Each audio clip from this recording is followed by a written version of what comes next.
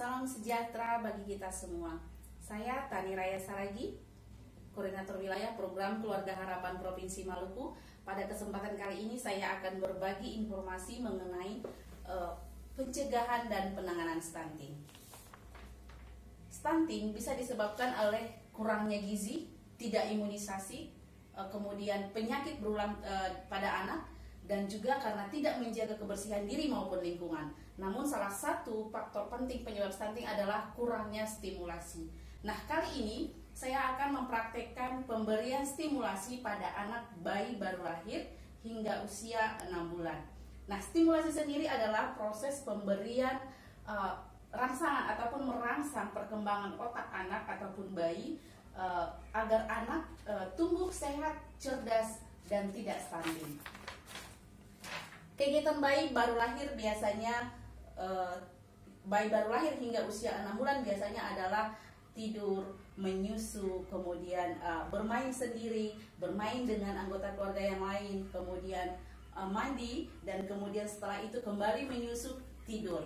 Nah, kegiatannya lebih didominasi kepada menyusu dan tidur. Nah, kegiatan menyusu ini selain merupakan kegiatan pemenuhan gizi, kita bisa lakukan juga menjadi waktu memberikan stimulasi kepada anak.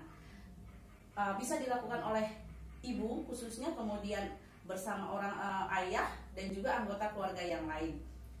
Stimulasi pada bayi untuk membangun kelekatan dan juga perkembangan otak bayi. Pada usia 0 sampai 6 bulan, bayi sudah bisa melihat, menatap wajah kita, kemudian mengoceh dengan spontan walaupun kalimatnya belum jelas, kemudian membalas ketika diajak berbicara, bisa juga tertawa, kemudian bisa telungkup, kemudian bisa juga memegang mainan yang kecil, kemudian bisa tersenyum ketika melihat mainan ataupun gambar yang menarik, seperti itu. Nah, stimulan yang dapat diberikan diantaranya mengajak bayi mengobrol, kemudian bernyanyi, bisa juga menyentuh bayi dengan penuh kasih sayang, kemudian bermain, kemudian membacakan dongeng ketika anak mau tidur, dan juga memperdengarkan musik misalnya saat anak bermain ataupun saat anak ketika mau tidur. Nah, bisa juga memijat bayi. Nah, saya pada saat ini akan langsung mempraktekkan cara pemberian stimulasi pada bayi baru lahir hingga usia 6 bulan, misalnya pada saat menyusu. Nah, kita anggap boneka ini adalah bayi baru lahir.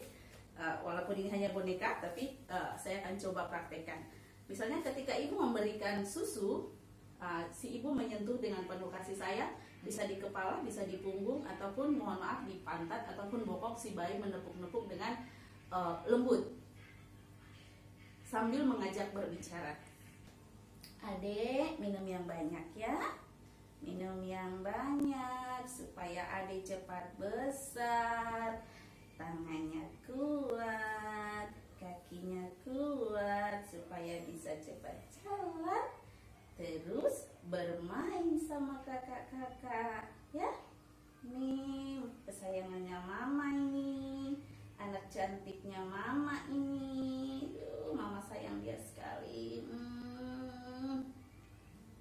Nah, itu contoh ketika kita menyusui. Kemudian ketika kalau anak misalnya menangis ataupun mau tidur, kita bisa mengayun anak dengan perlahan ataupun pelan-pelan, sambil bisa menyanyikan lagu yang bisa menenangkan anak. Misalnya bintang kecil di langit yang biru.